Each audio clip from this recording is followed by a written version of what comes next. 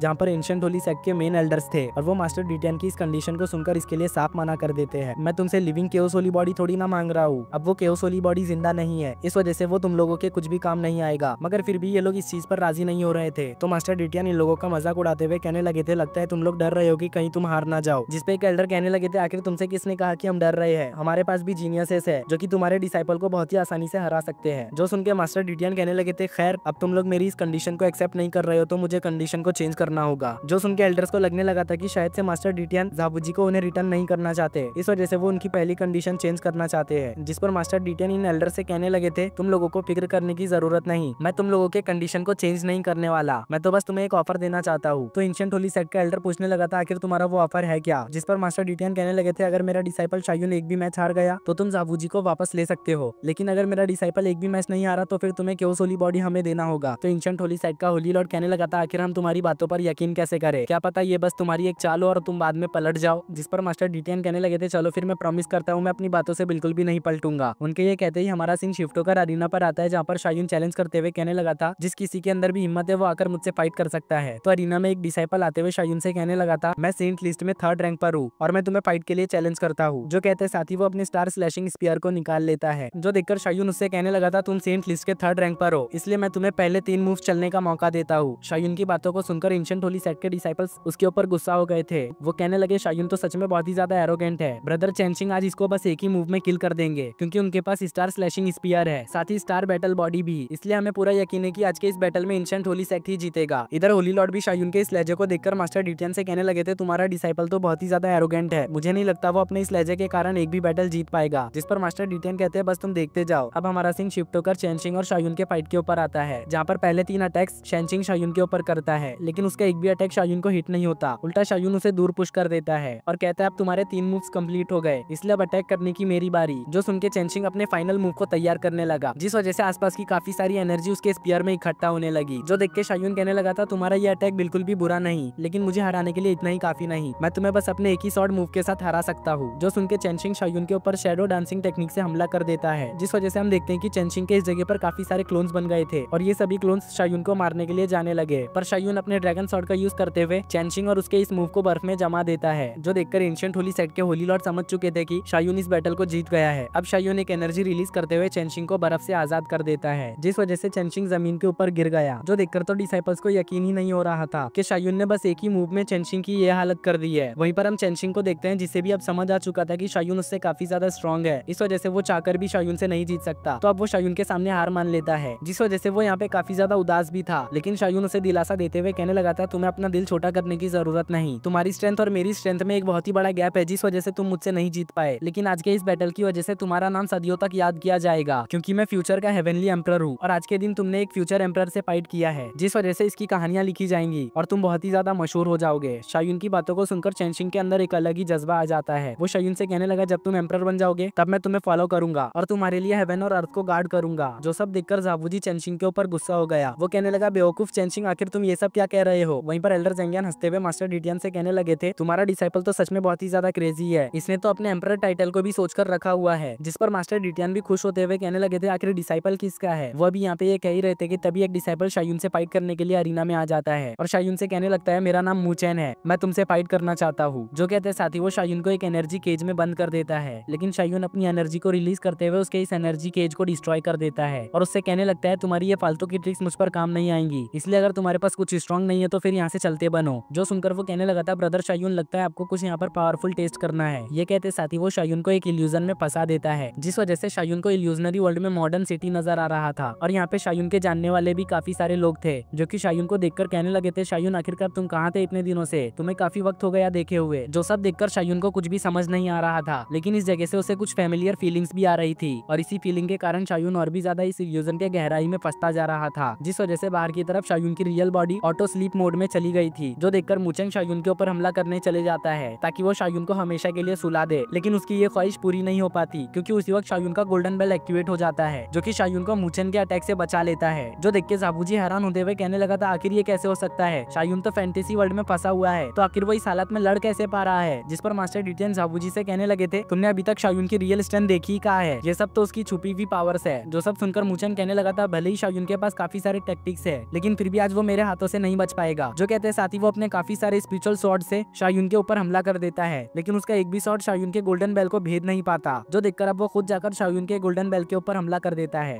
लेकिन इससे भी ज्यादा कुछ फायदा नहीं होता। वो बस अपनी स्वॉर्ड को शायून के गोल्डन बेल के अंदर थोड़ा सा ही घुसा पाता है, पर इतने से गोल्डन बेल का कुछ भी नहीं बिगड़ने वाला था। अब हमारा सीन शिफ्ट होकर वापस से शायून के ऊपर आता है जो कि अभी भी इल्यूजनरी वर्ल्ड में ही था और वो भटकते भटकते अपने मॉडर्न वर्ल्ड के घर में आ जाता है, जिसको देखकर शायून कहने लगा था ये तो बिल्कुल भी नहीं बदला, ये तो पहले की ही तरह है। अब वो इसी तरह से आगे बढ़ते हुए अपने टेबल के पास आ जाता है जहाँ पर उसका कंप्यूटर और उसका फोटो रखा हुआ था। तो वो अपने फोटो को देखते हुए कहने लगा था ऐसा लगता है कि जैसे मैं किसी और ही दुनिया में आ चुका हूँ। जो कहते साथ ही शायून अपने फोटो को रखते हुए यहाँ से वापस जाने लगा क्योंकि वो बखूबी जानता था कि ये सब कुछ रियल नहीं है, ये बस एक इल्यूजन है। इस वजह से उसे कभी ना कभी तो यहाँ से बाहर जाना ही होगा। तो वो यहाँ से जाते हुए कहने लगा था जब मैं एम्परर बन जाऊंगा तब मैं वापस जरूर आऊंगा। जो कहते साथ ही शायून अपने रूम के दरवाजे को बंद कर देता है, जिस वजह से अब शायून रियल वर्ल्ड में वापस आ चुका था, जहाँ पर वो आते साथ ही अपने एनर्जी को रिलीज करते हुए मुचेन को पीछे धकेल देता है। शायून को होश में देख के मुचेन के होश उड़ गए थे, तो शायून मुचेन का शुक्रिया अदा करते हुए कहने लगा था मैं तुम्हारा शुक्रिया अदा करता हूँ क्योंकि तुमने इतना अच्छा ड्रीम जो मुझे दिखाया, इसलिए इसके बदले मैं तुम पर सिर्फ एक अटैक करूंगा। अगरचे मैं एक अटैक में तुम्हें हरा नहीं पाया तो तुम जीत जाओगे और मैं हार जाऊंगा। जो सुन के मुचेन भी इसके लिए तैयार हो गया। वो अपने अटैक को रेडी करते हुए कहने लगा चलो फिर देखे कि तुम मुझे एक अटैक में कैसे हराते हो। जो कहते साथ ही वो फेरी शॉट फॉर्मेशन का यूज करते हुए इस जगह पे अपने काफी सारे क्लोन्स को समन कर लेता है जो कि सीधा शायून के ऊपर हमला करने चले जाते हैं, लेकिन शायून इन क्लोन्स को देखकर बिल्कुल भी नहीं डरता। वो फौरन से अपने 4 एलिमेंट शॉट फॉर्मेशन का यूज करते हुए इस जगह पे 4 स्पिरिचुअल बीस्ट को समन कर लेता है जो कि इतने ज्यादा पावरफुल थे कि आते साथ ही मुचेन के सभी क्लोन्स को डिस्ट्रॉय कर देते हैं। और एक ड्रैगन बीस्ट तो मुचेन के पीछे ही पड़ चुका था, वो लगातार मुचेन के ऊपर अटैक करता जा रहा था, जिस वजह से मुचेन भी डर के मारे भागने लगा और भागते हुए शायून से कहने लगा जरा तुम अपने इस टेक्निक को संभाल कर यूज करो, तुम यहाँ पर मेरी जान नहीं ले सकते। जो कहते साथ ही मुचेन नीचे गिर जाता है। वहीं पे शायून मुचेन की बात को सुनकर उससे कहने लगा था इसके बारे में तुम फिक्र मत करो। शायून के ये कहते ही हमारा ये मजेदार सा एपिसोड यहीं पर एंड हो जाता है। गाइज अगर आपको ये वीडियो जरा भी अच्छी लगी हो तो वीडियो को लाइक करके चैनल को जरूर से सब्सक्राइब कर लेना ताकि मैं जल्द से जल्द इसके नेक्स्ट पार्ट को अपलोड कर सकूं। अगर आप चाहते हो कि मैं इसके नेक्स्ट पार्ट को बनाऊं तो आप कमेंट कर सकते हो। मैं अपनी पूरी कोशिश करूंगा जल्द से जल्द आपके लिए इसके नेक्स्ट पार्ट को लाने की।